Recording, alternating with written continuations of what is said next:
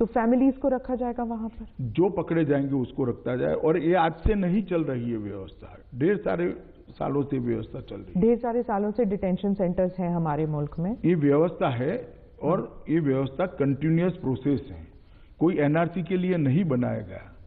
जी, धन्यवाद।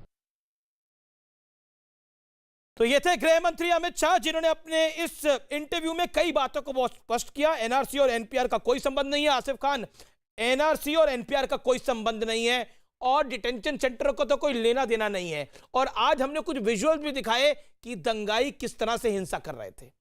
देखिए, जिस तरह देखिए भ्रमित अगर किया जाएगा तो बहुत मुश्किल हो जाता है। जब ये कहा जाता है कि सीए का और एनआरसी का कोई ताल्लुक नहीं है, हम कहते हैं कि ताल्लुक है, मानना पड़ेगा आपको ताल्लुक है दोनों का। इसी तरह से नहीं, कैसे सीए और एनआरसी? देखिए, मेरा ये कहना है, प्रधानमंत्री ने बोल दिया, गृह मंत्री ने बोल दिया। देखिए हमारा ये मानना है कि सीए एक फिल्टर है और उस फिल्टर में जो डाला जाएगा, जो छन के नीचे गिरेगा, एनआरसी उन्हीं पे लागू होगा जो फिल्टर से नीचे फिल्टर होकर आएगा। इसलिए ताल्लुक है।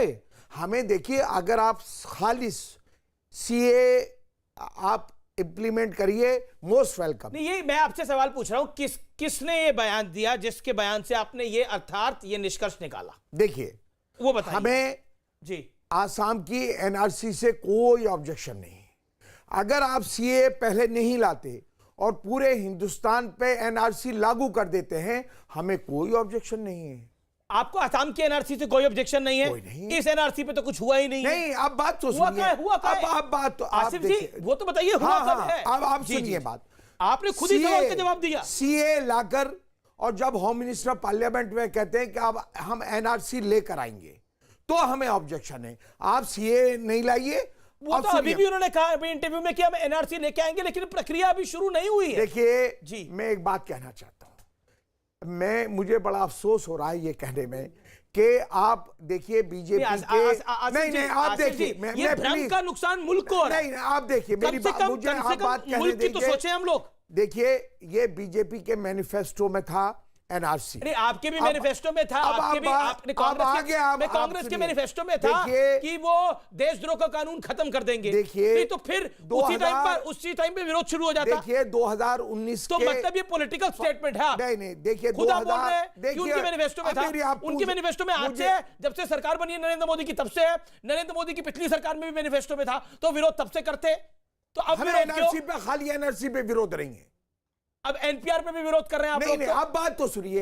एनपीआर का एनआरसी से कोई लेना देना नहीं है। डॉक्टर मनमोहन सिंह ने एनपीआर किया था कि नहीं किया था, बताइए। अभी मैं अमित शाह जी को सुन रहा था, वो एनपीआर पर बोल रहे थे कि कांग्रेस के टाइम की ड्राफ्टिंग है। जब उसमें आप फर्दर क्लॉज जोड़ देंगे जिन पे हमें एतराज है, आपने एक नया क्लॉज कर दिया एनपीआर पर कि आपको अपने माँ बाप का सबूत देना पड़ेगा कि वो कहां पैदा हुए थे, कहां से आए थे। आपकी जानकारी में है, देश में पहली एनपीआर में नागरिकता किसकी रजिस्टर हुई थी, आपको जानकारी है? एनपीआर में एनपीआर आप ही की सरकार में हुआ है। आप कांग्रेस के वरिष्ठ नेता हैं। मैं कब मान रहा हूं? नहीं तो किसकी सरकार में हुआ था वो? आपको मैं प्रतिभा पाटिल तत्कालीन गृह मंत्री चिदम्बरम साहब सामने खड़े हुए थे। राष्ट्रपति भवन में ये सेरेमनी हुई थी। देखिए, चाहो तो मैं विजुअल दिखा सकता हूं लाइव इस समय। देखिए, आप मुझे इसलिए भ्रम